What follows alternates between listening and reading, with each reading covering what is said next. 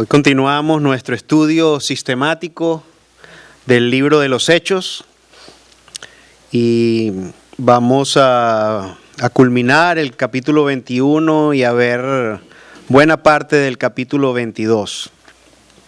Y voy a leer desde el verso 37 del capítulo 21 hasta el verso 29 del capítulo 22. Y la palabra del Señor dice así: Cuando estaban por llevarlo adentro, Pablo le dijo al comandante: ¿puedo hablar con usted? ¿Hablas griego?, le preguntó el comandante sorprendido. ¿No eres tú el egipcio que encabezó una rebelión hace un tiempo y llevó al desierto a 4,000 miembros del grupo llamado los asesinos? No, contestó Pablo, yo soy judío y ciudadano de Tarso de Cilicia, que es una ciudad importante.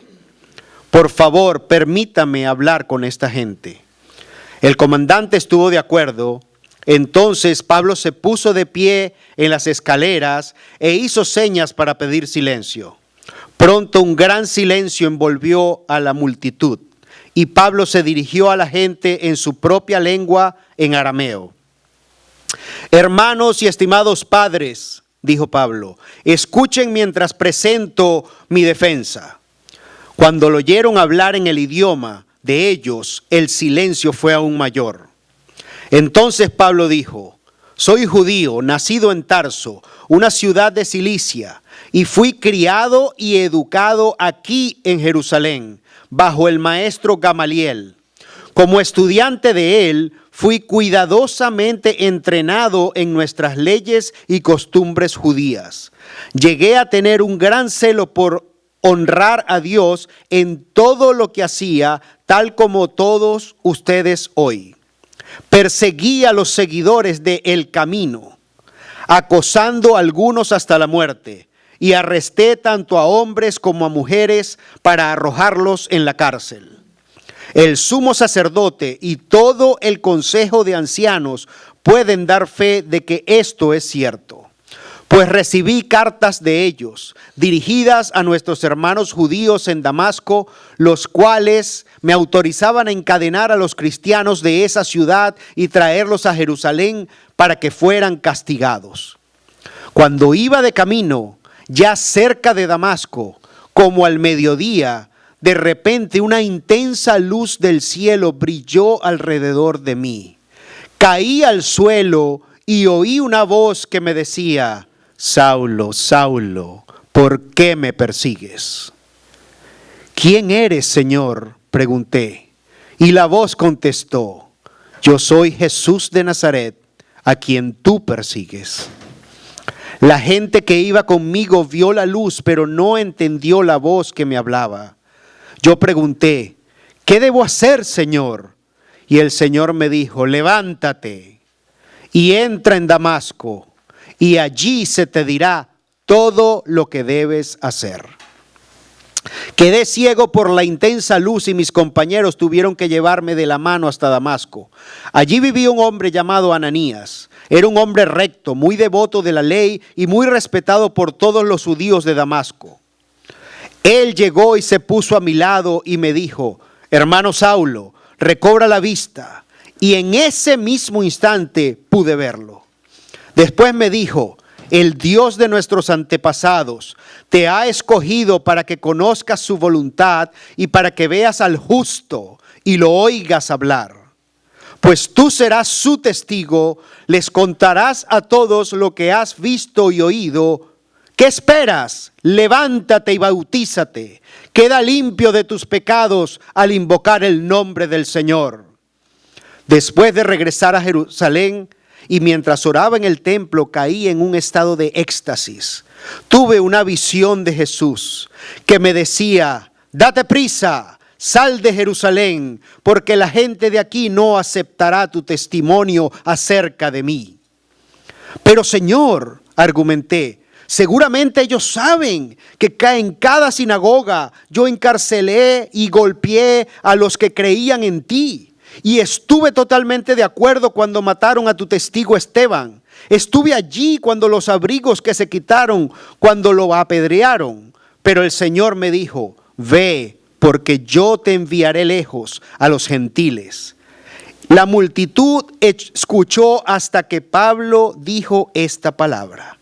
Entonces todos comenzaron a gritar, llévense a este tipo, no es digno de vivir. Gritaron, arrojaron sus abrigos y lanzaron puñados de polvo al aire. El comandante llevó a Pablo adentro y ordenó que lo azotaran con látigos para hacerlo confesar su delito. Quería averiguar por qué la multitud se había enfurecido. Cuando ataron a Pablo para azotarlo, Pablo le preguntó al oficial que estaba allí, ¿es legal que azoten a un ciudadano romano que todavía no ha sido juzgado? Cuando el oficial oyó esto, fue al comandante y le preguntó, ¿qué está haciendo? Este hombre es un ciudadano romano. Entonces el comandante se acercó a Pablo y le preguntó, dime, ¿eres ciudadano romano? Sí, por supuesto que lo soy, respondió Pablo. Yo también lo soy, dijo el comandante entre dientes, y me costó mucho dinero. Pablo respondió, pero yo soy ciudadano de nacimiento. Los soldados que estaban a punto de interrogar a Pablo se retiraron velozmente cuando se enteraron de que era ciudadano romano. Y el comandante quedó asustado porque había ordenado que lo amarraran y lo azotaran. Esta es la palabra del Señor para el pueblo del Señor, y el que tenga oídos que oiga. El domingo pasado quedamos en el capítulo 21. Y allí vimos cómo Pablo finalmente llega de Cesarea a Jerusalén. Y sabemos que en Cesarea, tanto el profeta Ágabo, que había subido de Jerusalén a Cesarea, por medio del Espíritu Santo había profetizado de que Pablo iba a ser apresado en Jerusalén. Y llegado a Jerusalén, Pablo se reúne con todos los apóstoles, con la iglesia de Cristo en Jerusalén, y les cuenta todo lo que Dios hizo por medio de su ministerio en el mundo gentil. Y ese reporte lo que generó en la iglesia apostólica fue una adoración y una alabanza a ver el poder de Dios y la misericordia de Dios aún con los gentiles. Pero le presentan un problema a Pablo. Dice Pablo, acá en Jerusalén la iglesia ha crecido hasta miles. Y son los creyentes de la iglesia en Jerusalén, son creyentes judíos que siguen practicando las leyes que Dios le dio a su pueblo a través de Moisés. Pero ellos han escuchado rumores de que tú enseñas por donde tú vas, en el mundo gentil, todo lo que es Acaya, todo lo que era Grecia, todo lo que era el Asia Menor, que hoy es en día la Turquía moderna, que tú enseñas a que desconozcan la ley de Moisés, que no circunciden a sus hijos y que prácticamente abandonen sus tradiciones del pueblo judío. Lo cual nosotros sabemos que es mentira, pero existe este rumor en la iglesia y esto es un problema y hay que atacar este problema. Entonces la solución que plantearon fue, bueno Pablo, tú junto con 4 otros miembros de la iglesia que son judíos vas a ir y vas a cumplir el rito de purificación que dura 7 días, dura una semana, y más aún tú vas a pagarles por esos ritos y los sacrificios que todos ustedes tienen que llevar al templo de Dios. El templo de Herodes en este caso, cuando lleves esos sacrificios, tú le vas a pagar los sacrificios a estas 4 personas. Esto le va a demostrar, esto va a parar el rumor y va a demostrarle a toda la iglesia de Jerusalén que tú eres judío y que tú sigues practicando la ley judía. Y escuchamos y entendimos el domingo pasado que Pablo, aunque sabía que no era necesario continuar con la práctica de las leyes judías, él era flexible. Porque Pablo decía, por el judío me hice judío con tal de traer a algunos a Cristo. Y por los gentiles me hice gentil con tal de traer a algunos a Cristo. Pablo era flexible. Hay personas que son demasiado dogmáticas con las formas. Pablo no tenía inconvenientes con las formas porque él estaba claro de la doctrina.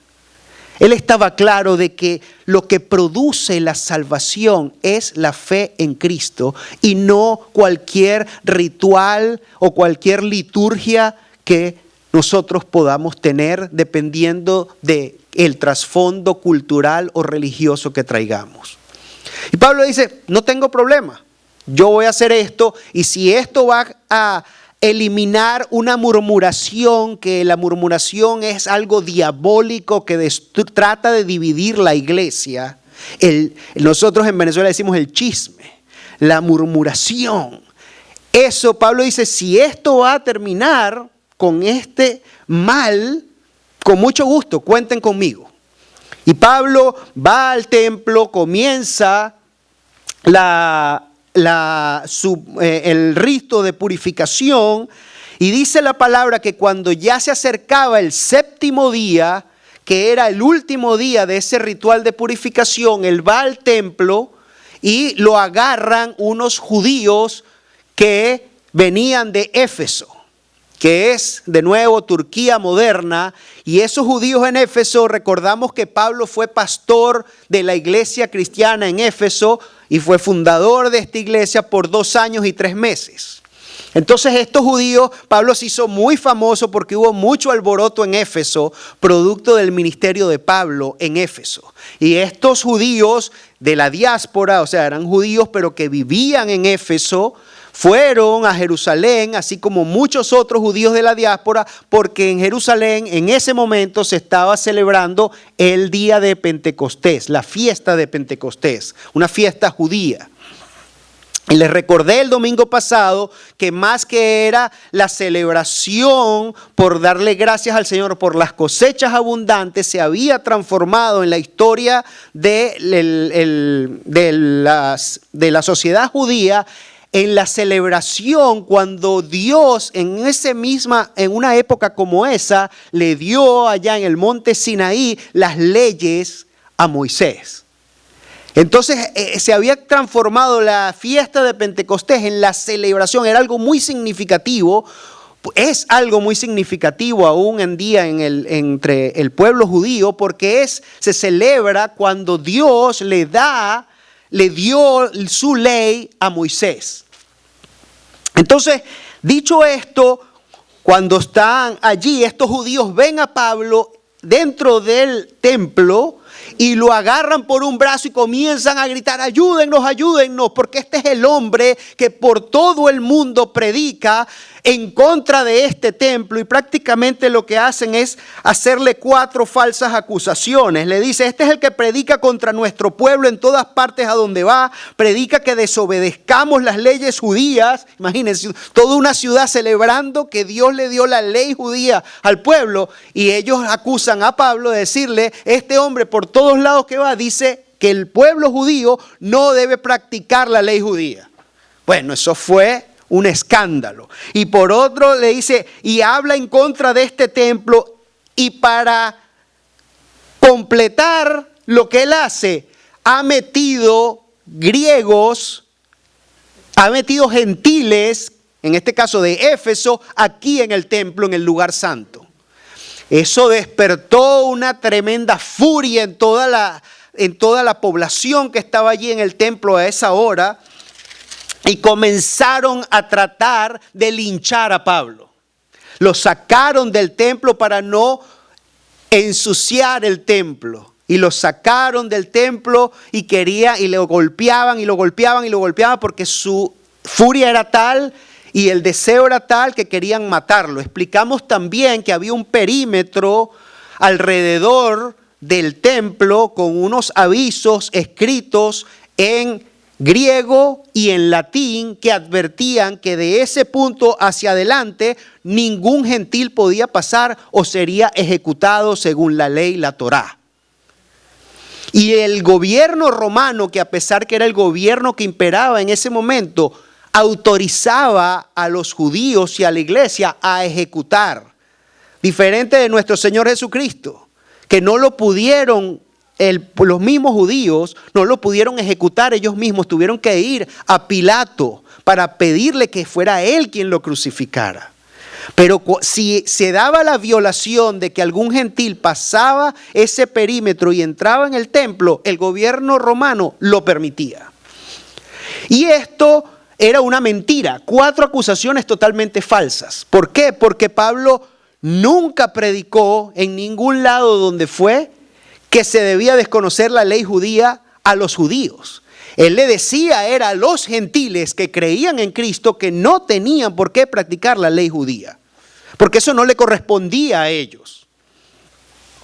También era falso porque el Trófimo, que andaba con él y había venido desde Éfeso hasta Jerusalén, lo habían visto a lo mejor en la ciudad de Jerusalén, pero Trófimo nunca entró al templo, o sea, él nunca trajo. Es que no hubiese podido pasar Trófimo de ese perímetro de seguridad. Entonces, sería un acto de suicidio de parte de Trófimo si hubiese querido pasar allí. Entonces, todas estas acusaciones y quedamos en que después que se da esta turba y cuando está ya Pablo, a lo mejor si hubiesen tardado 5 minutos más, Pablo muere a manos de tanto golpe de toda la ciudad golpeándolo. Y enseguida viene entonces el procurador romano que estaba allí en su cuartel en una de las esquinas del templo de Jerusalén, de las murallas que rodean al templo de Jerusalén, y llega con 200 hombres de infantería. Tiene que apartar a toda la turba que estaba golpeando a Pablo y logra rescatar a Pablo. Y entre la confusión decía, ¿pero qué pasa? Y unos decían una cosa y otros decían otra, y con la confusión el comandante, el procurador, que era un hombre que comandaba 1000 personas, 300 de caballería y 700 de infantería, hombres de infantería, llega con 2 oficiales al menos, porque dice que llegó con 200 hombres, llega con 2 centuriones, comandantes de 100 tropas. Y llega allí, lo rescata y no logra descifrar qué está pasando y lo lleva hacia el cuartel del procurador. Y cuando está allí en la escalera, cuando está allí subiendo y Pablo con todo y lo golpeado, imagínense cuántos golpes había recibido ya, Pablo le dice, y es lo que acabamos de leer, ¿puedo hablar con usted? Y el procurador se queda extrañado y dice, ¿hablas griego? O sea, el que hablaba griego era porque era una persona con cierto nivel de educación, ¿verdad? No sé, en Venezuela y en Puerto Rico no todos hablan inglés. Solo algunas personas que han tenido cierta exposición a cierto nivel de educación dominan el idioma. Entonces el procurador se queda extrañado. Oye, ¿tú hablas griego? Le preguntó. Dice, pero tú no eres el egipcio que armó aquel egipcio que era un guerrillero que empezó a tratar de armar una sedición en contra del gobierno romano y se fue al desierto y reunió a 4000 sicarios. Y esos 4000 sicarios, de ahí viene la palabra sicario. Y el sicario viene de la palabra de la sica, que es una daga. Es como un puñal de este tamaño que podían ocultar entre la ropa, y la manera de actuar de los sicarios es que en donde había grandes aglomeraciones de personas, ellos podían entrar escondidos y se confundían entre la multitud y apuñalaban al objetivo, a algún oficial romano o algún otro, y después se perdían entre la multitud. Esa era su manera de actuar. Y estos sicarios se conformaron como en 4000 personas, y hubo un egipcio que no se sabe su nombre, la Biblia no lo revela, y además que logró levantar un movimiento insurreccional en contra del gobierno romano y que logró aglomerar a 4000. Sin embargo, este movimiento fue totalmente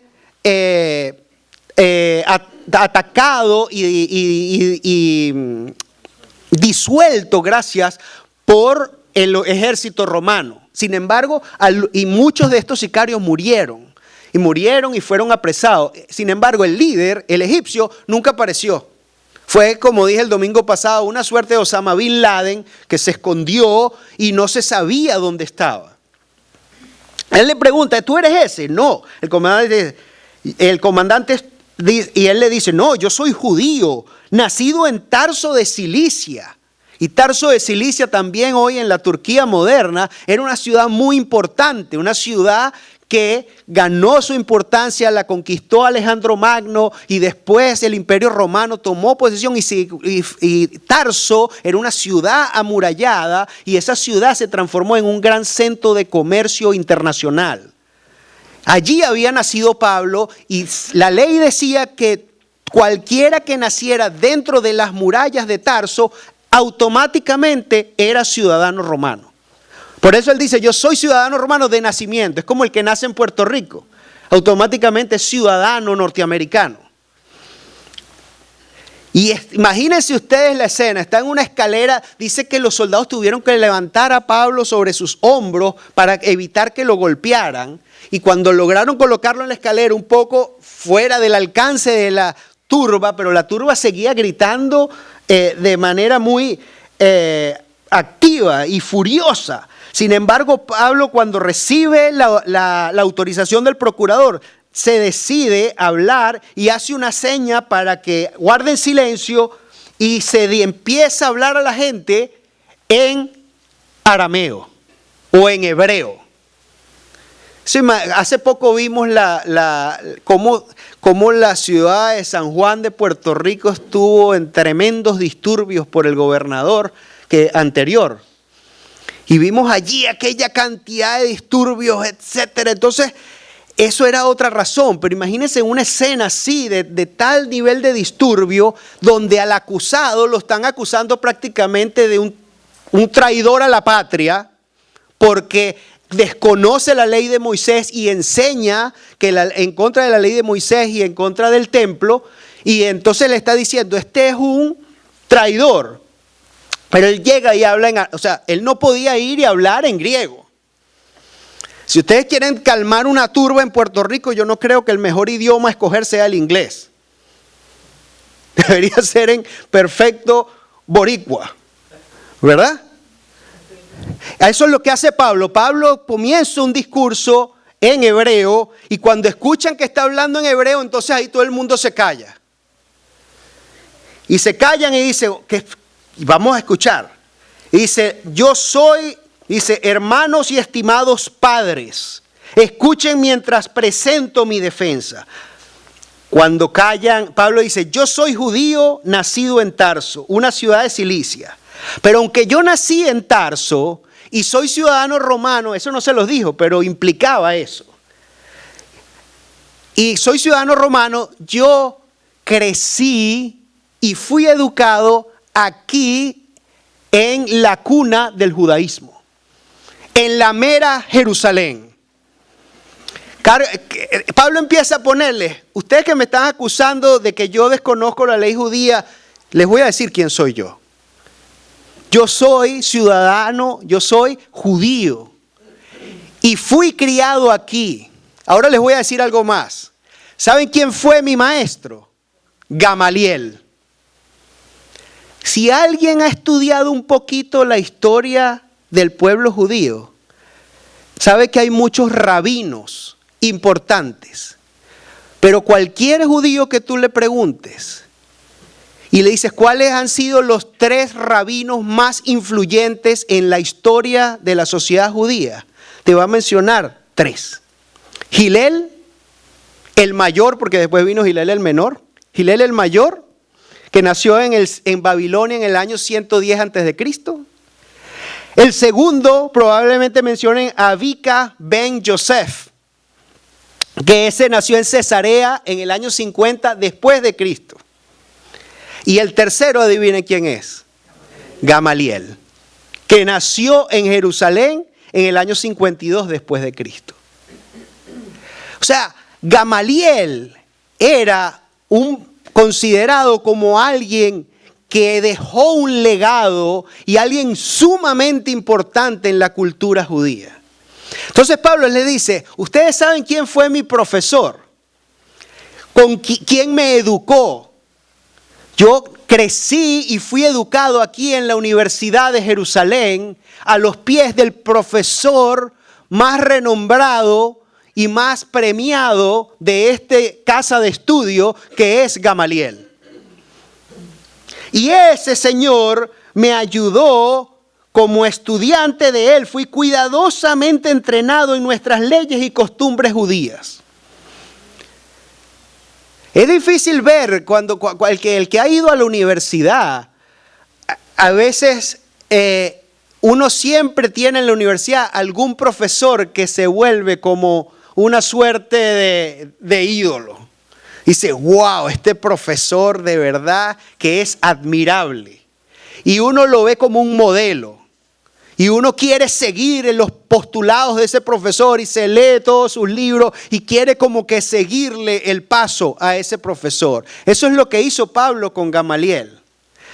Y Pablo y es muy difícil tú ver que cuando tú has tenido un profesor que ha sido tu mentor y que ha influido en tu vida tremendamente, que tú de pronto te voltees y tú empieces a pregonar algo totalmente que vaya en contra de los postulados de ese profesor. Eso es lo que está diciendo Pablo. A mí me crió y me educó Gamaliel y yo fui por él cuidadosamente entrenado en estas leyes. Entonces, ¿cómo van a decir ustedes que yo ando por el mundo predicando en contra de la ley de Moisés?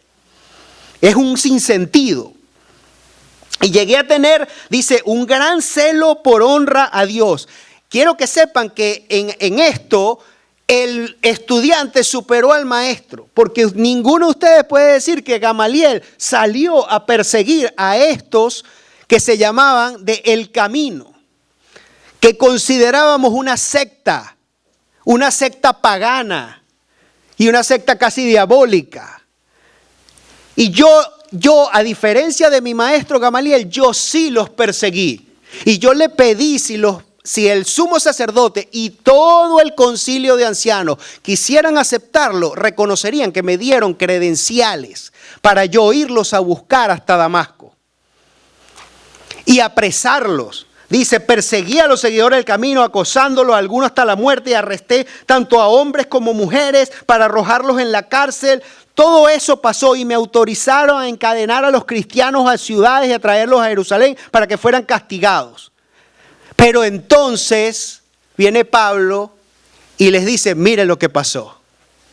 Tuve un encuentro con este Jesús de Nazaret, que por eso este grupo que yo perseguía, que se llamaban del camino, porque resulta que Jesús de Nazaret les dijo, yo soy el camino, la verdad y la vida, y nadie llega al Padre si no es a través de mí. Por eso se los llamaban del camino. Y yo los perseguía con aquella furia y con aquel celo hasta que me tropecé con esta pared. Y describe su encuentro con Cristo. Y al final sabemos que Él les dice en el versículo 21, y el Señor me dijo, ve porque te enviaré lejos a los gentiles. Cuando Él dijo la palabra gentil, en pleno cuartel del templo de Jerusalén, lleno de judíos, hasta ahí lo escucharon. Y empezaron a gritar, llévense a este tipo, no merece vivir. Hasta ahí fue que lo capturó la atención de toda esa multitud. Y lo que sigue después que leímos es que el procurador dice, bueno, vamos a usar el mecanismo que hoy en día se usa en Venezuela y en Corea del Norte. Vamos a torturarlo para que nos diga cuál fue su crimen. Y lo amarran, lo van a azotar, y cuando lo van a azotar, Pablo, una mente brillante y alguien sumamente educado, dice, un momentico, ¿es legal que ustedes azoten a un ciudadano romano sin haberlo juzgado? Y ahí todo el cuartel se congeló. Porque resulta que hasta el procurador, que era el comandante de una de 1000 hombres y que era uno de los 6 procuradores de toda la legión, era ciudadano romano, pero él había comprado su ciudadanía. Había tenido que pagar por su ciudadanía. Y Pablo le dice, no, yo soy de nacimiento.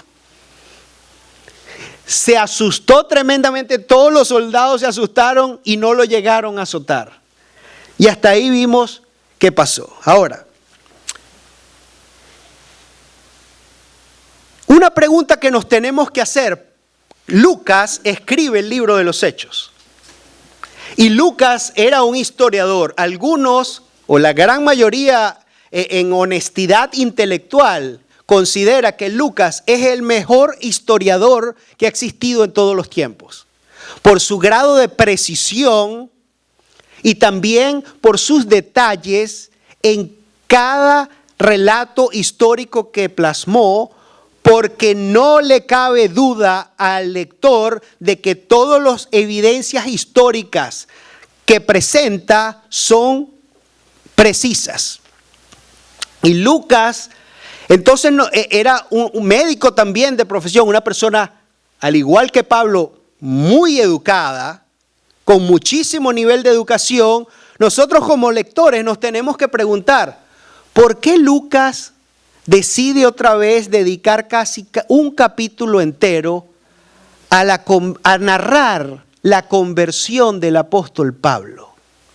Que ya nos las narró en el capítulo 9. Y después nos las vuelve a narrar en el capítulo 26.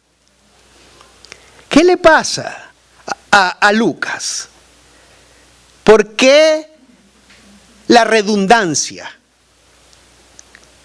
Y es interesante porque si conocemos a este Lucas, uno pudiera decir, bueno, es que es un historiador muy preciso y no quiere perder ningún detalle. A lo mejor por eso le dedicó casi un capítulo entero nuevamente a la conversión de Saulo de Tarso. Pero es que analizando los 3 textos donde nuevamente en un mismo libro se describe y se relata exactamente la misma conversión, nos damos cuenta que cada texto agrega información adicional. Entonces, por eso quiero dedicar unos minutos a analizar esto. Y lo llamé el sermón de hoy, ¿qué esperas? Levántate. Porque esa expresión aparece en los 3 relatos. Y vamos a ver 4 puntos hoy. 1, el primero es que el Señor cumple su palabra. Segundo, el ministerio apostólico de Pablo. Tercero, el mensaje que encarceló a Pablo trae libertad para algunos y condenación para otros. Y vamos a terminar con el señorío de Jesús. El primer punto, el Señor cumple su palabra. Aquí lo que estamos viendo es simplemente el cumplimiento de la palabra de Dios. Pablo no es arrestado porque cometió un error, ni es arrestado por casualidad, sino que se está cumpliendo la voluntad y la palabra de Dios. El Señor le dijo en Hechos 9, cuando aparece el primer relato de la conversión, ve porque él está diciendo el Señor a Ananías. Dice, ve porque el Señor es mi instrumento, elegido para llevar ¿qué? Mi mensaje. El mensaje no es tuyo, ni le pertenece a nadie. El mensaje tiene derechos de autor y es nuestro Señor Jesucristo. Dice, y Él es mi instrumento elegido, es mi mensaje a los gentiles y a los reyes, como también al pueblo de Israel. Le voy a mostrar cuánto debe sufrir por mi nombre. Dios ya en el mismo momento de la conversión, el Señor Jesús le estaba diciendo a Pablo, tú vas a sufrir por mi nombre. Tú vas a sufrir y tú vas a llevar mi mensaje a gentiles, a reyes, pero también al pueblo de Israel. ¿Qué mejor lugar de llevar el mensaje del evangelio al pueblo de Israel que al templo de Jerusalén, donde lo apresaron? tuve una visión de Jesús, aquí en Hechos 22, que es el texto que estamos analizando hoy. Dice, tuve una visión de Jesús que me decía, date prisa, sal de Jerusalén, porque la gente de aquí no aceptará tu testimonio acerca de mí. Cuando la conversión de Saulo de Tarso, él después dice la palabra que fue, los amigos lo tuvieron que llevar de la mano hasta Damasco. Y allí en Damasco esperó, y cuando vino Ananías y oró por él y puso sus manos sobre él y recobró la vista, el Señor le dijo, yo te voy a enviar a los gentiles para que prediques mi mensaje. Y te voy a mostrar, como dice arriba, vas a llevar eso a los gentiles, a los reyes, al pueblo de Israel, y te voy a mostrar cuánto has de sufrir por mi nombre. Después de esto, el capítulo 26 nos relata que Pablo salió de Damasco con la vista recuperada y fue a Jerusalén. Y en Jerusalén el Señor le dijo, sal de aquí, porque esta gente de Jerusalén no va a aceptar tu mensaje. Y después de ahí fue a Arabia. Y después de Arabia se quedó en Tarso. Y en Tarso esperó, leímos en el capítulo 13, cuando Bernabé va a Tarso a buscar a Saulo para traerlo como parte del equipo misionero a la iglesia de Antioquía de Siria. Entonces aquí se está cumpliendo la palabra porque el Señor le había dicho, esta gente de Jerusalén no va a aceptar mi palabra, no va a aceptar mi mensaje. Y le dice en el 26, y yo te rescataré de tu propia gente y de los gentiles. El Señor fue quien envió a este procurador con 200 hombres a sacarlo porque lo hubiesen podido matar. Y el Señor mandó a ese procurador y esos 200 hombres de infantería a salvarle la vida a Pablo. ¿Por qué? Porque el Señor cumple su palabra. Él dice, yo te rescataré de tu propia gente y también te rescataré de los gentiles. Y hemos visto cómo en Éfeso trataron también de enjuiciar a Pablo, y en Corintio, y donde fue llevando este mensaje, Pablo fue perseguido y se levantaba oposición contra Pablo y contra la iglesia de Cristo. Y finalmente dice, unos judíos me arrestaron en el templo por predicar esto y trataron de matarme. ¿Pero qué? Dios me ha protegido hasta este mismo momento. ¿Para qué? Para que yo pueda dar testimonio a todos. Cuando sean sometidos, y finalmente se está cumpliendo lo que el Señor Jesús les dijo a los apóstoles. Dice, cuando sean sometidos a juicio en las sinagogas y delante de gobernantes y autoridades, no se preocupen por cómo defenderse o qué decir, porque el Espíritu Santo les enseñará en ese momento lo que deben decir. Igual pasó con Esteban. Lo estaban allí, no hallaban cómo capturarlo y el Espíritu Santo estaba con Esteban. Dice la palabra que fue escogido como uno de los diáconos, de los primeros 7 diáconos, porque era un hombre lleno del Espíritu Santo. Entonces, Dios cumple su palabra siempre. Todas las promesas del Señor son sí y amén, dice la palabra. El Señor no es hombre para mentir. Y por eso Él dice que tu sí sea sí y que tu no sea no. Cuando tú te comprometas a algo, cúmplelo. Y si no, no te comprometas. Hay personas que no saben decir que no. Y después tratan e inventan un cuento y una historia para tratar de salirse del compromiso que ellos mismos aceptaron. Pero Dios no es así. Dios cumple su palabra siempre. El segundo punto es que el ministerio del apostólico de Pablo, una de las razones adicionales por las cuales Lucas presenta este relato 3 veces, es porque si vemos el Nuevo Testamento, vemos que Pablo fue muchas veces cuestionado por las congregaciones y le decían, pero este de verdad será un apóstol. Bueno, Lucas no desperdició tinta para dejarle claro a la iglesia de Cristo, incluso hoy en día, de que Pablo fue un apóstol del Señor. Y un apóstol de verdad. No como los apóstoles de hoy en día que son unos mentirosos, son unos falsos profetas. Porque hemos estudiado que la condición sine qua non para ser considerado un apóstol de Cristo es haber sido testigo ocular del Cristo resucitado. Y aquí entonces podemos ver, ahí en la primera relato de la conversión, en el capítulo 9, dice: yo soy Jesús a quien tú persigues, contestó la voz, ahora levántate, entra en la ciudad y te voy a decir lo que tienes que hacer. No solo fue testigo ocular del Cristo resucitado, sino que recibió órdenes directas del Cristo resucitado. Y el Cristo resucitado fue quien envió a Pablo, no se envió él solo. Él no mandó su resumen para ser pastor de la iglesia en Éfeso. Fue Cristo mismo quien lo ordenó. El Señor le dijo en Hechos 9, ve porque Él es mi instrumento, elegido para llevar mi mensaje a los gentiles, a los reyes. Entonces es Dios, fue el Señor quien eligió a Pablo y quien lo envió. Fue Él, nadie más. No fue Pablo que él mismo se autoproclamó apóstol, como es lo que pasa hoy en día.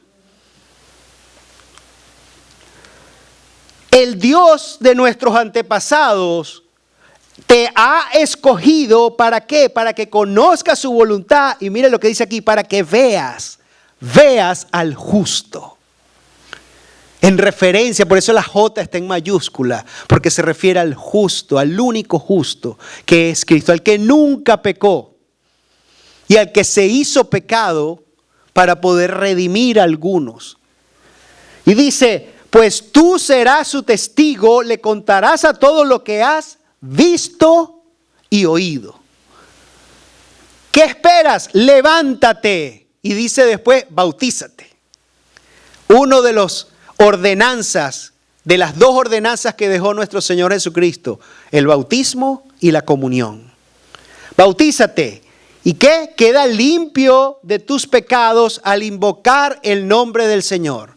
El Señor fue quien, como hemos siempre dicho, el que llama a la salvación le pertenece al Señor. El que llama, el que trae, el que te hace entender el mensaje del Evangelio y el que te hace caer postrado delante de la cruz de Cristo en arrepentimiento de tus pecados, es Dios. Es por su Santo Espíritu. Si no, tú no, porque no es algo intelectual.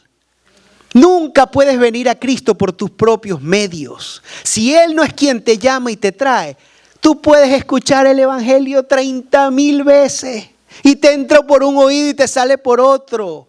O vas rapidito a la iglesia cuando viene un problema y si buscas del Señor, pero tú estás buscando, es una solución a tu problema, tú no estás buscando al Cristo resucitado.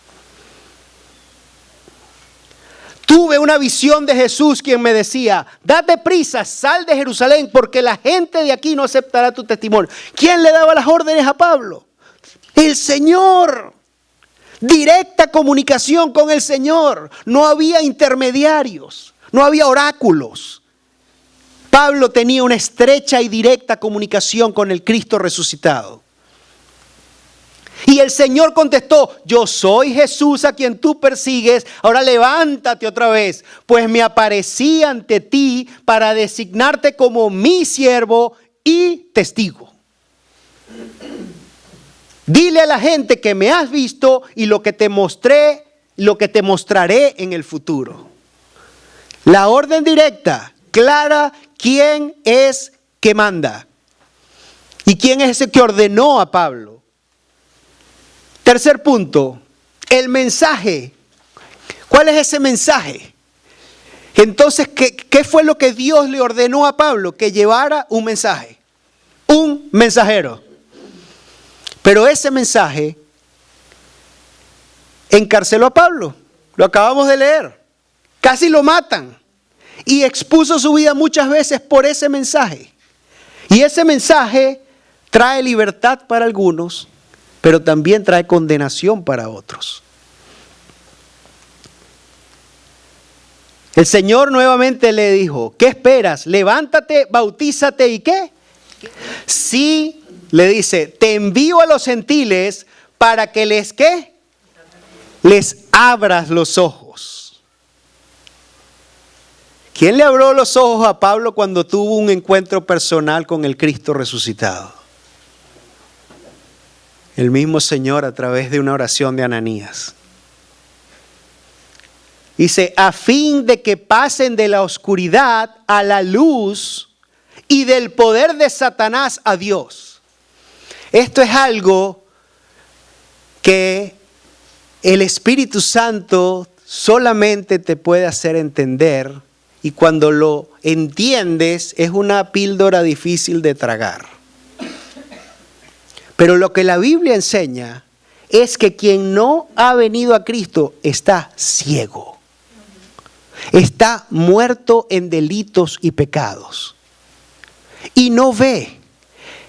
Estudiamos el domingo pasado, allí en la carta del apóstol Pablo, la segunda carta del apóstol Pablo a los Corintios, que dice que hay un velo en sus ojos y que ese velo no puede ser quitado si no es por la operación sobrenatural del Espíritu Santo y por la elección de Dios.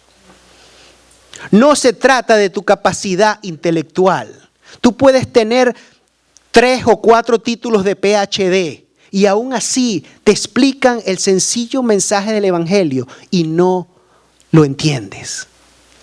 Me decía un profesor mío en la universidad, para referirse a alguien que no podía entrarle el conocimiento, uy, tú eres más tapado que un submarino atómico, le decía. Totalmente hermético, no le entra nada. Nada entra en una persona, en un corazón que no ha sido preparado por Dios. Dice que están ciegos. Y él dice, con este mensaje es la llave. Si soy yo quien envía el mensaje a esa persona en particular y yo quiero que esa persona lo entienda, yo soy quien habilito su corazón y su entendimiento a través de mi Santo Espíritu para que vean la luz. Y no solo eso, aquí viene la parte más difícil, que es que el que no está en Cristo está en poder de Satanás. Esto fue algo que cuando yo lo entendí, lo que me hizo, inmediatamente caí de rodillas delante del Señor.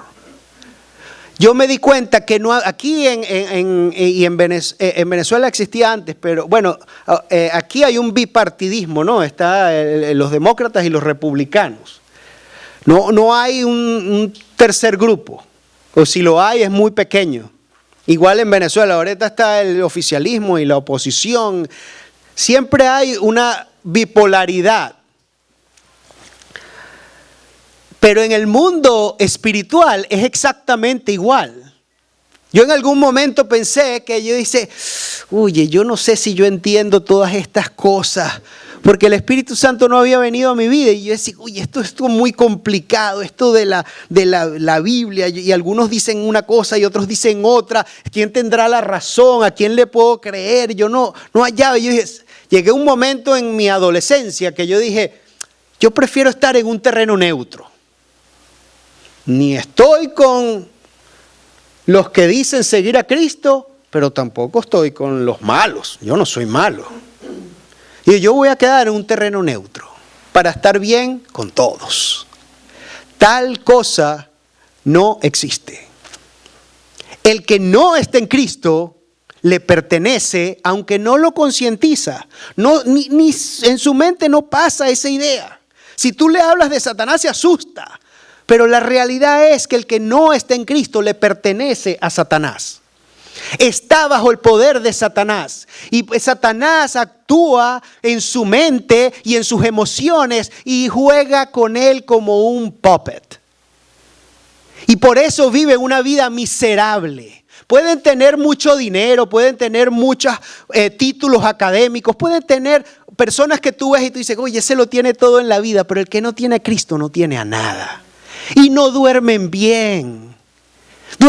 son atormentados porque su vida depende de ellos, o depende de su cuenta bancaria, o depende de su gran trabajo, o de su gran título, o de su gran casa. Pero eso es efímero. Hoy lo tienes, mañana no lo tienes. Viven controlados por Satanás. Y esto, si no lo entiendes,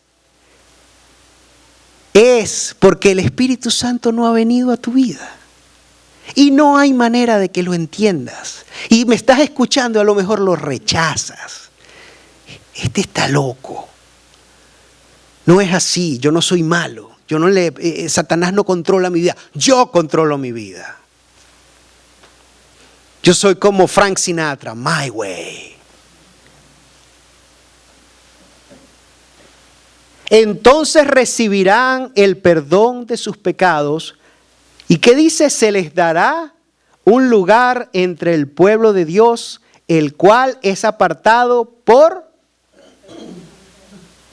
tu conocimiento de la Biblia, por tus títulos universitarios, por tu gran trabajo, porque tú tienes una mayor capacidad intelectual que los otros, los pobrecitos, ignorantes, que no saben griego ni latín, decían los de su época. No, es por fe en mí.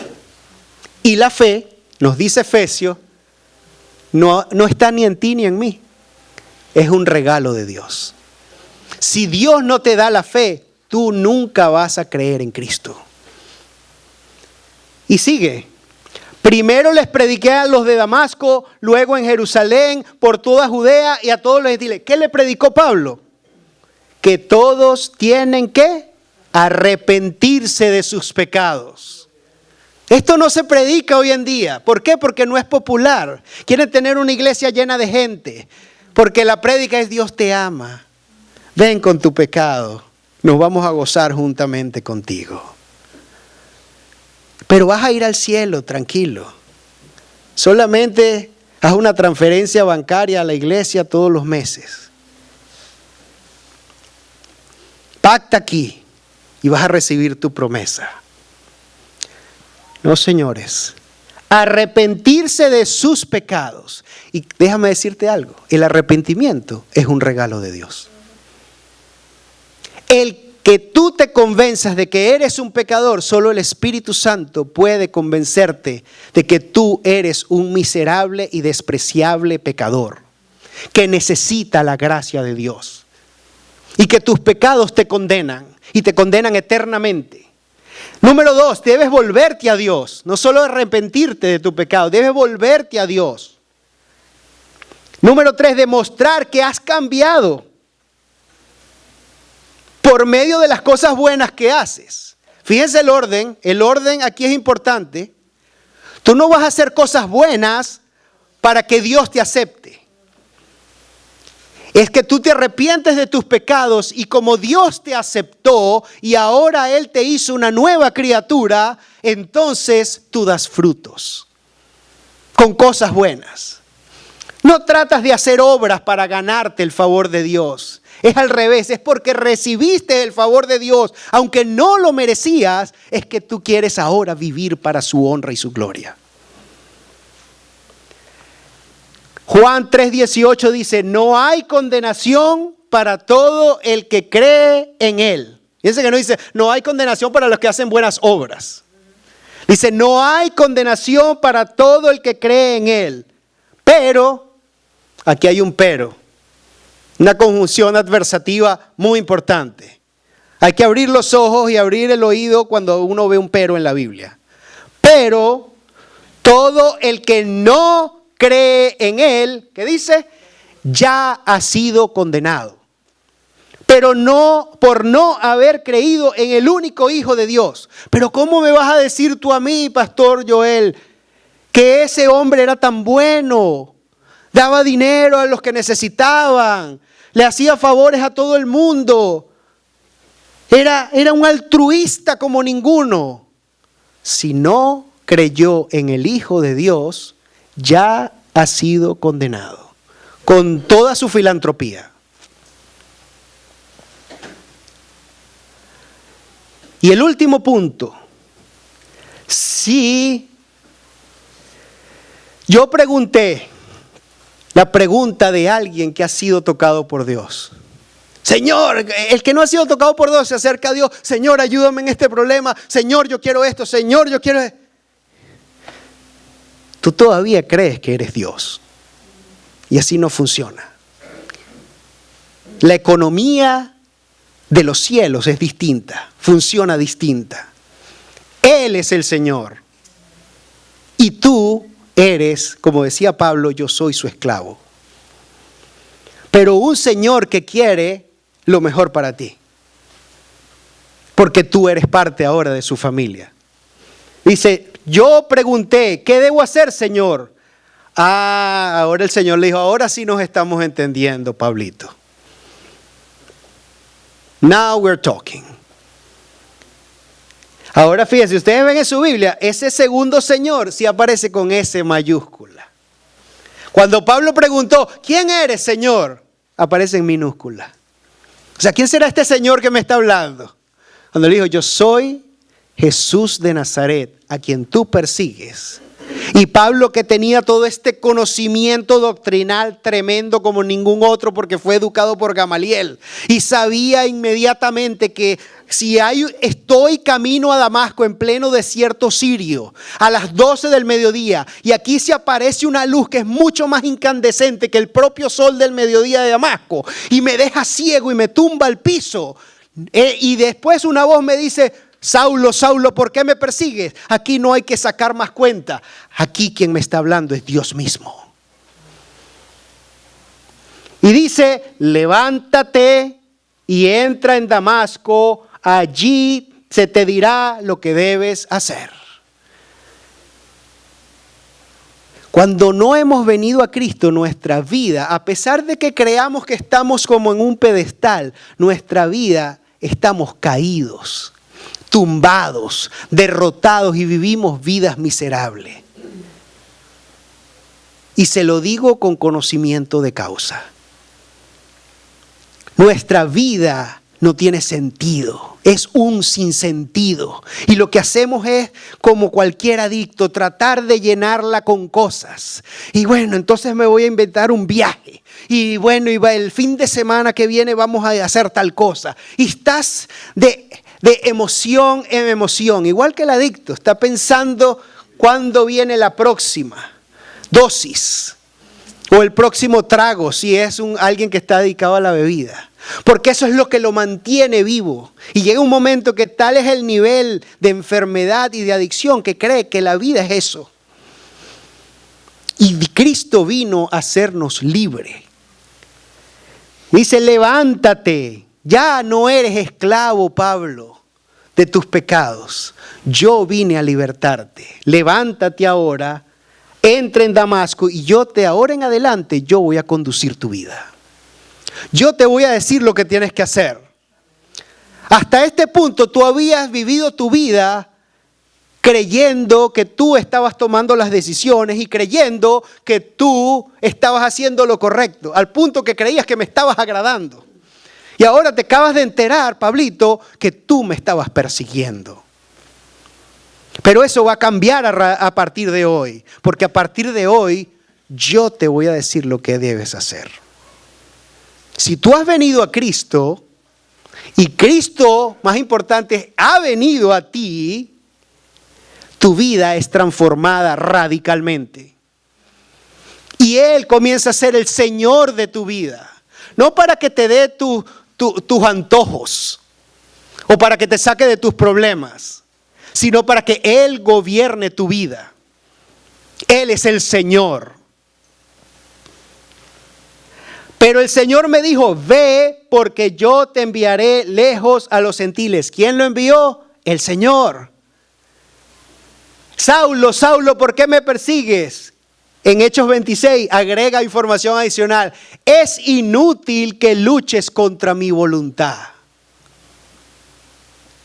Nadie puede oponerse a la voluntad de Dios. Toda la creación fue sujeta al gobierno de Cristo. Lo que está arriba en los cielos, lo que está abajo en la tierra y lo que está debajo de la tierra fue sujeto a la autoridad de Cristo. Y Él está en su trono de gloria, ya no es aquel bebecito de Belén. Ahora es un rey, es el rey de reyes y señor de señores. Y los reyes ordenan, no piden favores. Este rey gobierna y quiere gobernar tu vida para bien. Pues me aparecí ante ti para designarte como mi siervo y testigo. Dile a la gente que me has visto. Si tú has venido a Cristo, Él te levanta. Él te saca de tu condición de miseria. Él te saca de tu pecado. Él te saca de cualquier cosa en que tú puedas estar y te levanta. Te ordena, levántate porque yo te ayudo. ¿Se acuerdan como el paralítico que estaba en la puerta de la Hermosa? Iban el apóstol Pedro y el apóstol Juan caminando a orar como a las 3 de la tarde y le dijeron, no tengo plata ni oro, mas lo que tengo te doy. En el nombre de Cristo Jesús, levántate y anda. Cristo te da la mano también y te levanta si tú te arrepientes de tus pecados. Y si tú te vuelves a Él. Y si tú te rindes a su soberanía y a su gobierno. Dile a la gente que me has visto. Y después que eso pasa, Él te dice, ahora ve y di lo que ha pasado en tu vida. Ve y comparte lo que ha pasado en tu vida. Así era como crecía la iglesia de entonces. No había Facebook, no había página web. Era almas transformadas que iban y le decían a sus vecinos, a sus compañeros de trabajo, he tenido un encuentro personal con Jesús de Nazaret. Y si tú quieres, también está disponible para ti. Ven conmigo el domingo a la iglesia, a alabar al único y verdadero Dios. Por último, si te has arrepentido de tus pecados, has confesado con tu boca que Jesús es el Señor, como dice Pablo en Romanos, y has creído en tu corazón que Dios le levantó de los muertos, entonces eres salvo y libre para vivir para su gloria. Como dijo Valeria, mi hija, fuimos creados por Dios, no para vivir nuestra vida. Fuimos creados para vivir para su gloria. Para eso fuimos creados. De ser así, Jesús es tu Señor y Él demanda obediencia. Tercero, su voluntad siempre prevalece y siempre se cumple su palabra. Jonás se le dijo que fuera a Nínive, no quiso ir, se fue al otro extremo. Dios tuvo que usar un gran pez, agarrarlo y vomitarlo en las orillas allá de Irak para que fuera finalmente a Nínive. Y muchas veces cuando nos oponemos a la voluntad de Dios, lo que llevamos son golpes o cantazos, como dicen en Puerto Rico. Pero a la final, si tú le perteneces a Dios, su voluntad se va a cumplir en tu vida. Y por último, si por el contrario has escuchado el mensaje del Evangelio y aún no crees, estás bajo condenación eterna. No lo digo yo, lo dice la palabra de Dios. Y hoy es el día, hoy es el momento de arrepentirte porque hoy es el día de la salvación. Hoy volviste a escuchar el mensaje del Evangelio. El apóstol Pablo le dijo al rey Agripa, y esto aparece más adelante en el capítulo 26, después que él expone nuevamente su conversión y por qué estaba preso, y él comparece ante el rey Agripa y la esposa Berenice, y le habla. Pablo, en vez de estarse defendiendo, él no está preocupado de su defensa, él está preocupado de compartir el mensaje del Evangelio. Para los que quieren apresarlo y matarlo, sean salvos. Solo eso lo puedas. Cuando alguien te acusa de algo, enseguida lo que tú haces es tratar de defenderte. Yo no fui, ¿verdad? No, estás equivocado. No. Pablo estaba buscando como un buen docente cualquier mínima oportunidad, bajo cualquier escenario, para compartir el mensaje del Evangelio que su Señor le había ordenado. Y aquí está ante Agripa y dice, Agripa, después que escucha todo el mensaje del Evangelio para que vean que lo que digo es verdad, que solo el Espíritu Santo te puede hacer entender, Agripa le dice, Pablo, ¿tú de verdad crees que tú me puedes convertir en cristiano con todo este mensaje en tan corto tiempo? Y mira la respuesta de Pablo. sea en poco tiempo o en mucho tiempo, le pido a Dios en oración que tanto usted como que todos los que están aquí, ¿qué? Lleguen a ser como yo, excepto por estas cadenas. ¿A qué se refería Pablo que lleguen a ser como yo? Que lleguen a tener la libertad en Cristo, la libertad de la salvación, aunque en este mundo puedas estar en cadena. Que el Señor les bendiga. Vamos a orar.